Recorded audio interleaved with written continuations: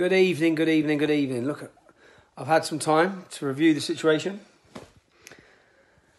It's half term. My kids are off school. I've spent a month away. I'm going to spend, until they go back to school, with them. I'm going to turn my phone off. Have a little break. But, that campaign, honestly, was amazing. Yeah, I loved every minute of it. So when people talk about politics again, I've kept saying our movement needs to be politicised.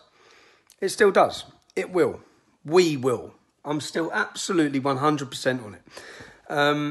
I looked at the votes per candidate, and out of votes per candidate, as an individual candidate, I'd have come third across the whole country.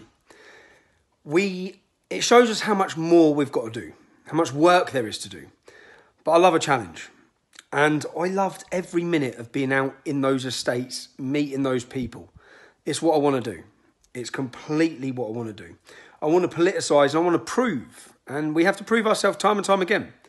And we'll come back and prove ourselves. This election was about the biggest point in our country's history for decades. Brexit. Simply about Brexit. Nigel Farage absolutely cleaned up on the Brexit Party issue.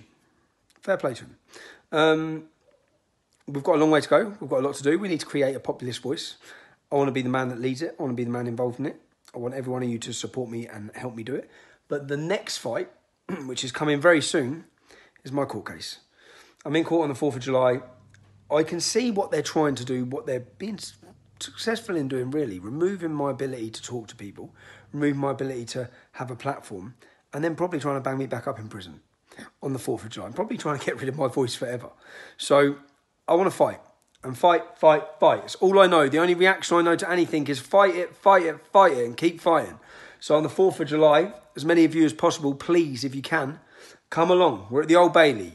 I'd love to turn up there with thousands of people and show them that the torch is still alight, that they've not took the spirit out of people, because they've certainly not took my spirit. I'm having, as I said, I'm going to have a break and I'm coming back harder. Honestly, to everyone who's messaged me support, to everyone who supported me, to the people who financed my security, I'm lucky to make it out of that campaign alive. I learned a lot. I had an amazing experience. And I'll do it again and again. We have a lot to do. We have a lot happening. Our bus is coming. But for now, my phone's going to be off. Sorry to anyone who's been trying to contact me for the last month because I've been out of contact. I'm going to be out of contact for another week. And when I get back, I'm going to focus on the 4th of July because that's my date at the Old Bailey where I believe they're going to try and send me back to prison. Anyone involved in this movement, we dust ourselves off and we get back fighting. Thank you everyone here for the support. As I said, do you know the amount of banter I had on that campaign trail, as well as the fulfilling moments for me, seeing the support, which is why I'm not disheartened, because I know everywhere I go the support's there. It's a bigger job than I thought, politicising it, turning it into votes. But we need to. Well, there's no other choice. So watch this space. Thank you again.